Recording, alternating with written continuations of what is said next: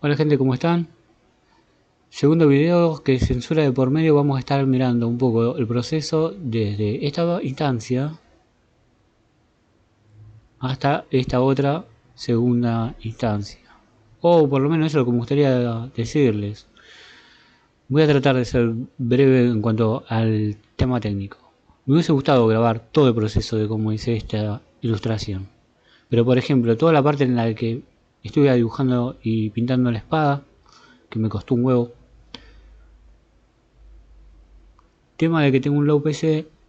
Por ahí veo el cronómetro, el relojito que está marcando, que hace, no sé, 2 horas, 3 horas que estoy dibujando. Entonces le doy stop y vuelvo a grabar de nuevo, 2, 3 horas, 1 hora a veces.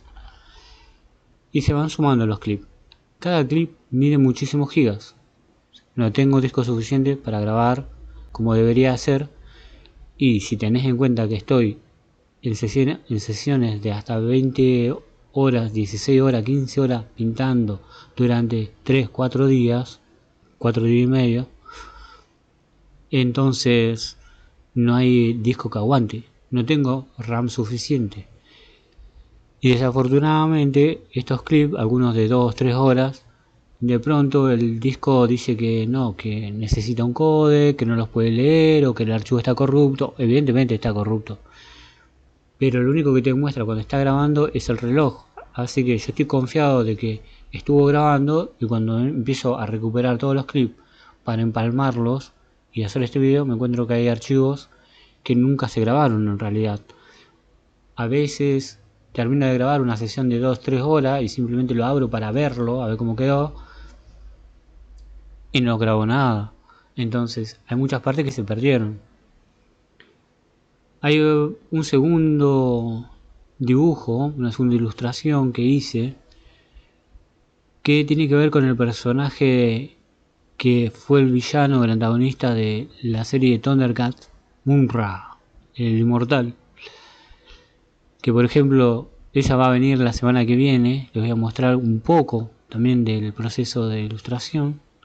Y no puedo decir todo, porque son 4 días o 3 días, son muchas horas, no puedo grabar eso. Mi máquina no da para grabar todo eso, así que es imposible.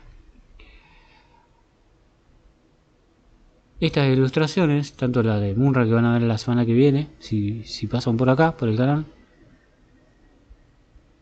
y esta otra, que es la fusión entre el ejército de las tinieblas, o digamos, el mito del ejército de las tinieblas, y el de Red Sonja, ¿sí? Se unen acá en esta ilustración.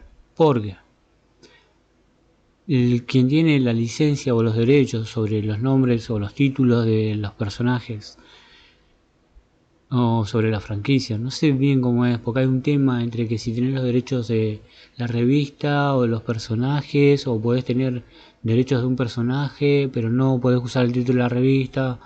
Y bueno, la editorial Dynamite Entertainment, resulta que tiene estos derechos de Red Sonja, que si se fijan y exploran, Red Sonja salió como en el 73, según, a ver, febrero del 73, ¿sí? Dice que lo publicó Marvel. Y sí, si ustedes se fijan, Marvel publicó muchas revistas de Red Sonja. Pero actualmente los derechos los tiene Dynamite Entertainment. No sé si está reeditando, se hace material nuevo, creo que hace material nuevo. Lo mismo que con esto de la franquicia de Evil Dead. Tampoco sé si es que tiene los derechos sobre Ash, que es el protagonista de Evil Dead, si tiene Evil Dead o si tiene solamente Ejército de las Tinieblas, no sé. ¿Qué hace Dynamite? Al fusionar estos dos universos, crea algo así como una especie de símil paralelo, no sé cómo decirlo, pero replica la fórmula de Marvel Zombies. ¿Qué es Marvel Zombies? Para los que no saben, bueno, mezcla el tema de los zombies con sus superhéroes. Tenés a Spider-Man Zombie, a Wolverine Zombie, a Galactus Zombie, a Black Panther Zombie y así. Este título de Dynamite, aparte, digamos, que son ilustraciones y son historietas, Se llama algo así como Dynamite o Dynamite, no sé, es una especie de juego de palabra, tampoco sé bien cómo se pronuncia el término, porque del ejército de las tinieblas viene, creo que en la primera película ya aparecía, y no sé cómo se pronuncia, y seguramente lo pronuncio mal, pero estas entidades que poseen personas vienen del más allá, convocadas por el poder del Necronomicon, en una de sus versiones, porque hay varias versiones, teniendo en cuenta que tenés tres películas que son totalmente diferentes entre sí, tratan de mantener una continuidad, pero o mantener ciertos códigos, pero son tres películas distintas. Tenés la serie y tenés las historietas, y no sé si tenés algo más. Y además de tanto que la han manoseado y todo, hay varias versiones sobre estas entidades, pero básicamente son las que vos te encontrás en la película, que son como demonios que poseen personas y los transforman, entre comillas, y estos humanos se vuelven medio raros, y la cosa que terminan siendo como una especie de zombie demoníaco del infierno. Son espíritus de personas que se han ido al infierno, fueron corrompidas, volvieron por el Necronomicon, poseen un cuerpo, matan más gente, vuelven otra vez estos espíritus, poseen más cuerpos y así. Algunos estarán de acuerdo con una versión, algunos seguirán otro origen para estas entidades, qué sé yo. En este título, donde colapsan estos universos, el de Ejército de las Tinieblas, con estas entidades que se llaman Die Dead, creo, no sé cómo se pronuncian, y títulos tales como el personaje de Ash, Vampirella, Red Sonja y otros. Dynamite hace esta publicación y dije, bueno, como a mí me gustan todas estas cosas, me gustan estas películas, sí, son baratas, son berretas, son malas, pero bueno, me gustan. Y como yo tenía una ilustración de hace como 5 años de esta pelirroja que vieron al principio censurada con margaritas, que en sí era solamente un estudio de materiales, un estudio de luz, un estudio de color, no era otra cosa, era un ejercicio. Si se fijan, la cabeza de ella parece que está como autoiluminada desde el interior, porque yo estaba practicando ese tipo de luz, ese tipo de iluminación, ese juego del material translúcido. Estaba trabajando un poco el concepto este del no finito, tiene que ver con la infinidad, con esto que se usaba mucho en el Renacimiento, de que el borde, digamos, ya que no existe un contorno, porque no hay una delineación de rotulador o de tinta entre una forma y otra, como en el dibujo, sino que son, por una cuestión de contrastes, dos formas diferentes que se pueden separar entre forma y fondo, por lo menos para el cerebro, y acá por ejemplo en esta parte del hombro no tenés ningún contorno y no sabés realmente dónde empieza y dónde puede terminar la forma del hombro. Pero sí el contraste, la diferencia de saturación y la diferencia marcada de temperatura hace ese contraste que hace que separe tu cerebro entre forma y fondo. Si lo mirás a profundidad no vas a encontrar realmente el borde, porque la idea era que en este estudio de la infinidad crear esa cuestión de que no sé dónde empieza y dónde termina.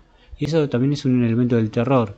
Y para hacer eso también eliminé la sombra de contacto, que acá sería lo que ustedes verían en un dibujo como la línea que separa la forma de el busto de Resoña con el resto del tórax, que acá está todo nublado, todo difuso en las sombras proyectadas y el color de esas sombras, haciendo también ese juego de contraste entre la temperatura y manteniendo también un poco de equilibrio, porque estoy usando colores que son análogos. Del violeta hacia un lado, más hacia el rojo, y del violeta hacia el otro lado, el más azul.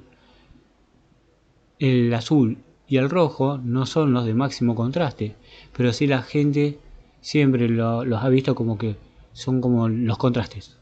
Porque sí, porque contrastan, es verdad. pero en realidad el contraste del azul, azul-violeta sería como un amarillo, amarillo-naranja, y el contraste máximo del rojo, el color opuesto totalmente en la rueda de colores, es el verde. ¿Sí? De ahí viene la paleta verde y roja. Por eso también estoy usando elementos que tienen un tinte verde. Así que estoy jugando un poco entre eso. Desde el verde, verde azul, azul, azul violeta, violeta, violeta rojo y rojo. En todo este estudio de luz, de proyección de sombras, mezclándose con las formas que subyacen, alterando esta cuestión de eliminar la sombra de contacto. Por ejemplo, voy a hacer un ejemplo de sombra de contacto. Cuando vos dibujás, que meramente dibujás, vos querés hacer la línea de la boca, ¿sí? De los labios, digamos, de donde se abre la boca, y vos dibujás una línea, pero en realidad no existe una línea ahí. Si vos mirás a un ser humano en la vida real, no tiene dibujado una línea. Vos contrastás por una cuestión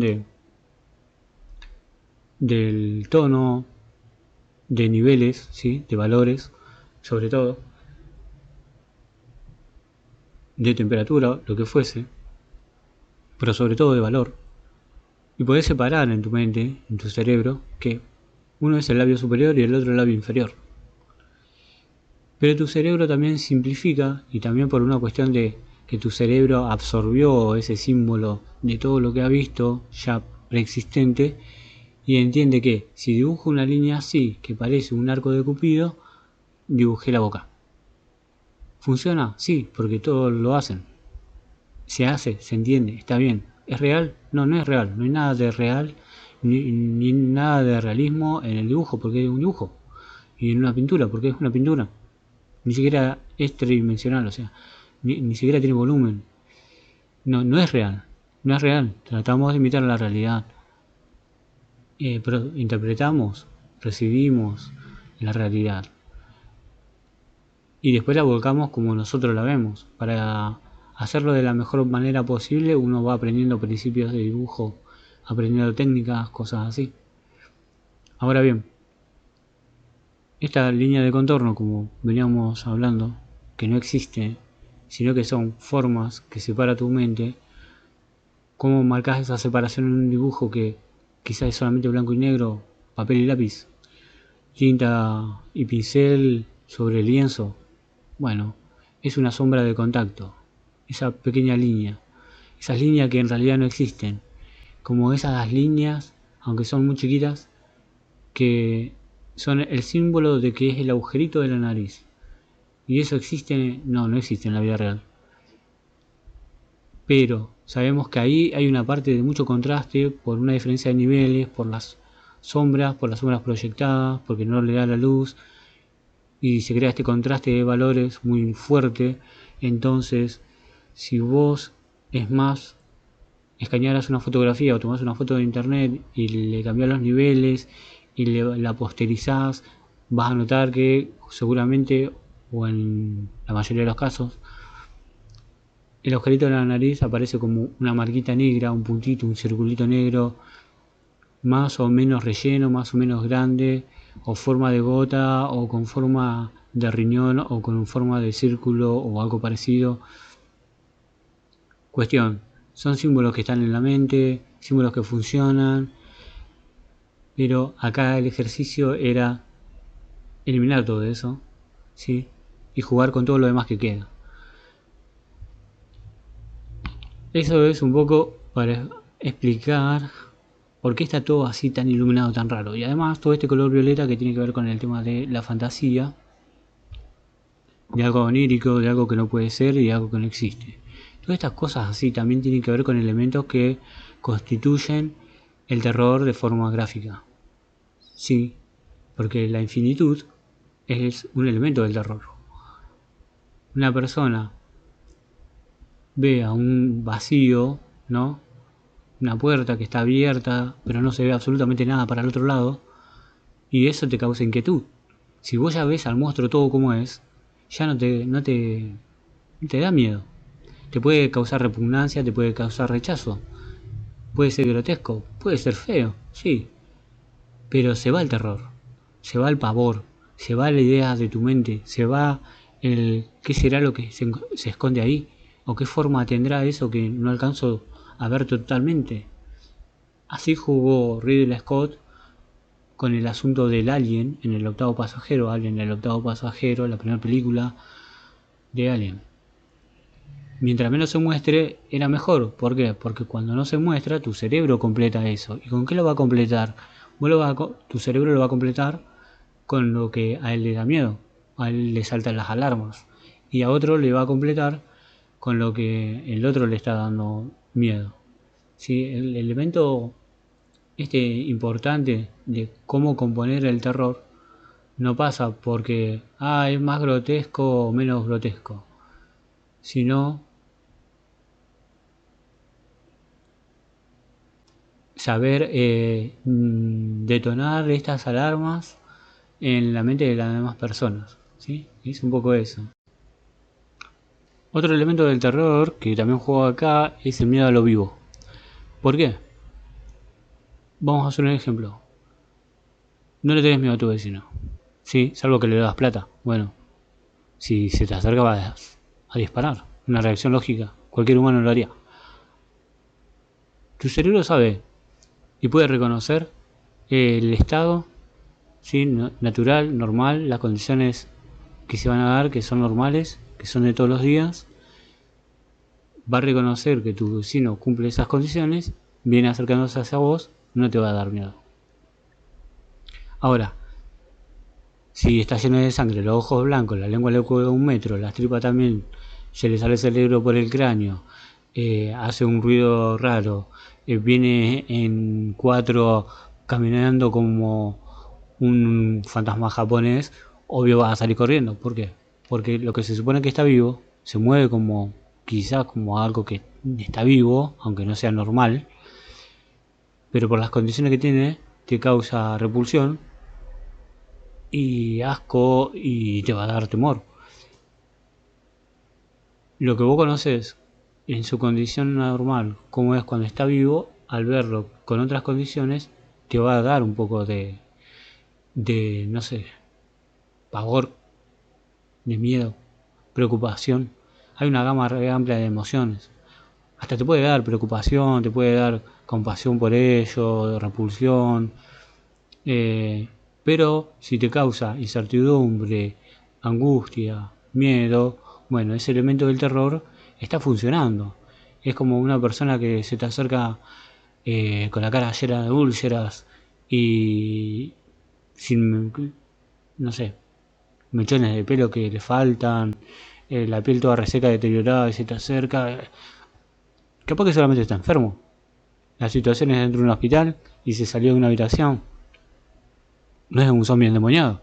Pero el asunto es que vos lo ves y si sabés la diferencia entre un ser humano que está sano, bien sano, completamente sano, o por lo menos por fuera, o en su aspecto, y una persona así, eh, te recuerda a la enfermedad, a la decadencia del cuerpo, a la vejez, si te recuerda a lo médico, a la operación, a vísceras, a todas esas cosas que tendrían que estar de forma natural por dentro y de pronto aparecen todas por afuera, entonces te traen incomodidad. El elemento del terror de está vivo o se ve como vivo, pero evidentemente no está vivo, evidentemente no es humano. Eso también un poco juega, por lo menos en esta ilustración, y así también se juega en todas las películas de terror, o en las películas viejas, donde sabían cómo se usaba. Por eso, acá tiene un brazo deteriorado y además tiene toda esta cosa rara, biomecánica de Giger, o homenajea un poco eso. No digo que hago biomecánica, yo ya lo hablé a eso en el video anterior. Pero sí, me tomo muchos de elementos de él. Hay algunos que son míos y otros sí son de él porque me encantan, porque me gustan y porque comparto la misma repugnancia.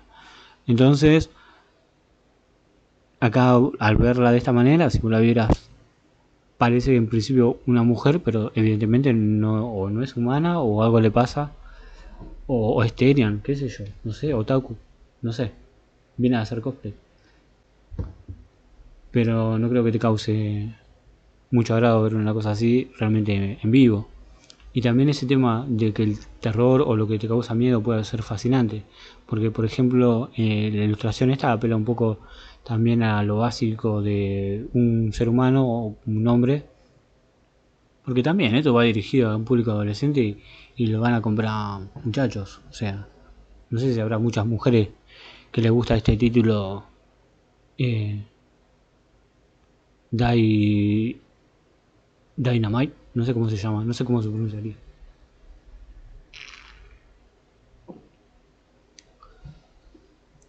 Bueno, el paisaje onírico también es desconcertante. Hace poco hubo una noticia que por una cuestión de una nube de hierro que se levantó en la polvareda en Australia, y entonces hubo una zona en la que el cielo de pronto se veía rojo, y como toda la luz estaba filtrada por este óxido de hierro seguramente, más allá de todas las explicaciones científicas que se dieron, pero imagínate que te despertás de dormir la siesta, salís para afuera y ves todo color rojo porque la luz está filtrada por esta nube que flota y cubre toda tu zona. Sí, hasta donde te da la vista el cielo es rojo, las puertas son rojas, tus vecinos son rojos, las calles son rojas, todo es rojo, todo se veía rojo, como un filtro rojo feo de película berreta del 80. eh, Te quiere morir, o sea, hay gente que pensó que se había venido el fin del mundo, no sé, que lo está invadiendo Cthulhu, no sé. Eh, Espero que ninguno se haya desvivido por eso, pero sí hubo una conmoción muy grande porque fue una cosa muy rara. Y fue solamente cambiar el color. O sea, le cambiaron la esquina al planeta, o por lo menos al pedazo del planeta Tierra de ellos, nada más.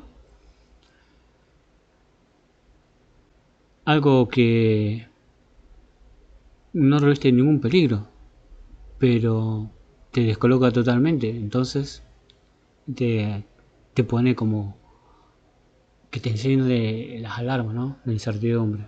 Bueno, esos son elementos de terror. Acá también juego un poco con eso. Y creo que es material para otro video. Porque, no sé, creo que llevaría un poco de tiempo y tendría que empezar a ordenar un poquito la información. No sé por qué me largué a hablar de esto. Si se trataba del tema este de justificar un poco de por qué todo este dibujo así todo tan raro, bueno, tenía que ver con eso. Era simplemente un ensayo. Lo recuperé del olvido y lo transformé en esta ilustración que fusiona esto de Red Sonja por un lado y los Dead del Ejército de las Tinieblas.